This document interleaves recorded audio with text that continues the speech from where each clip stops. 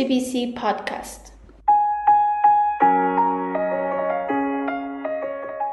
Hi, I'm Yuslly, a representative of National Oceanic and Atmospheric Administration of the U.S. Department of Commerce, and we will be talking about an environmental concern. Join us.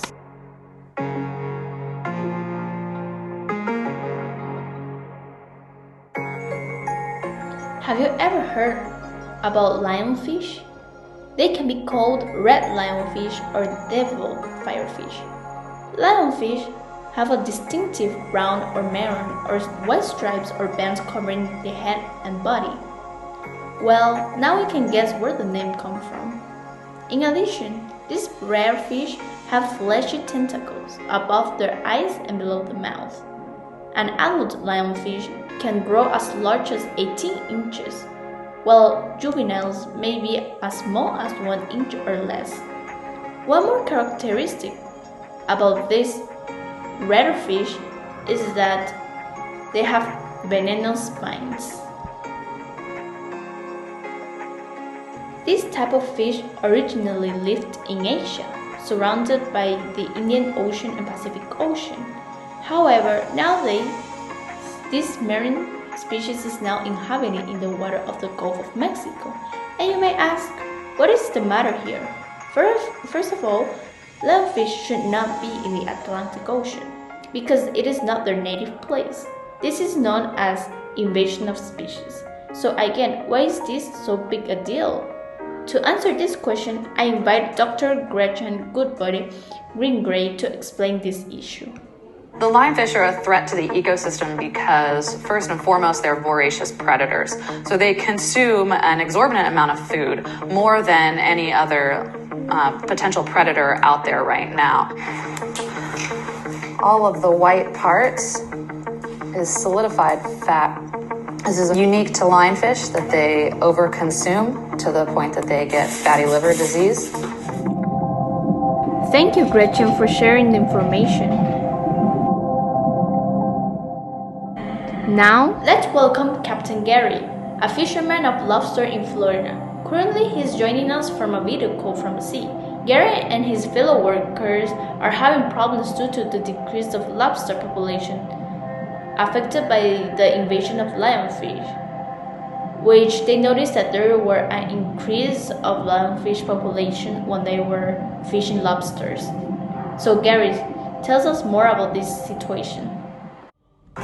3 years ago, I never saw a lionfish in my life. Is that so? This is the evolution is incredibly quick. We started out not seeing a lionfish 4 years ago, and then 3 years ago, I think we caught 32, and we were calling in and reporting them. Last year, we started selling them. We were getting as many as 200 pounds, in a couple of days, and now this year, we're getting as many as 200 pounds in one day.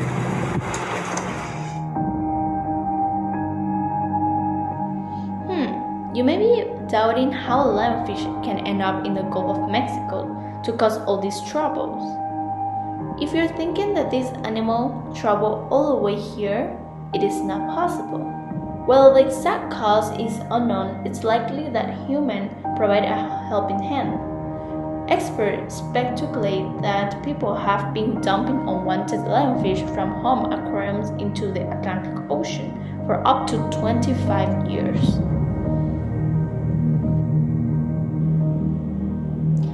You may also ask, what can be done to solve this issue? I have shared idea with Sneakam Appan from PBS NewsHour to implement some solution to this problem. To learn more about the situation, we traveled to Marbula, where we teamed up with the Nekton Mission, a new alliance of 30 scientific organizations, and with the mission of conducting one of the largest marine life surveys in history through research and discovery in the water.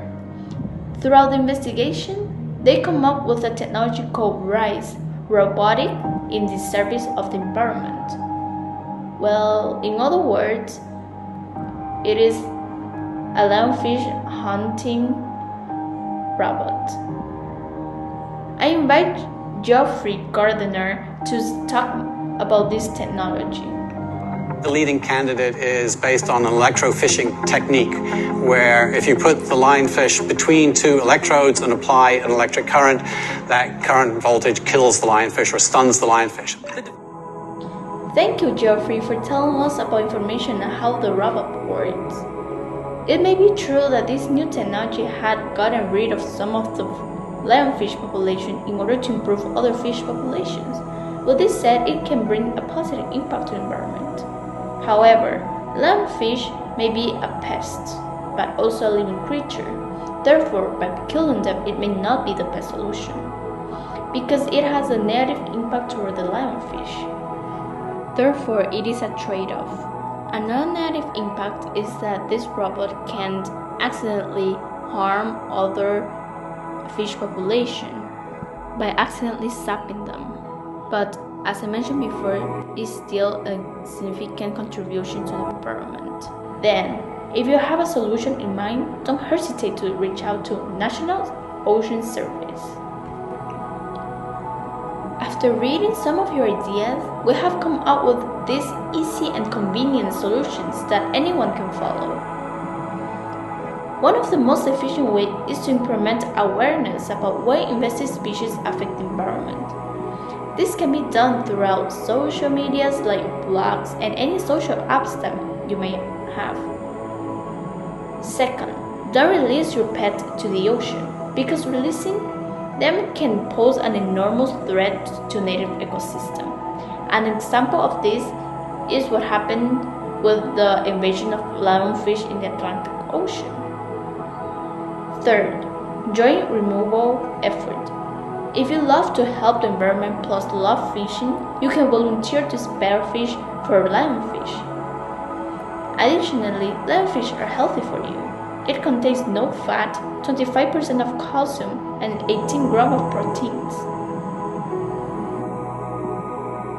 This is the end of the podcast. If you're curious about this issue and want to learn more, you can visit oceanservice.noaa.gov and oceanconservancy.org. Thank you for listening.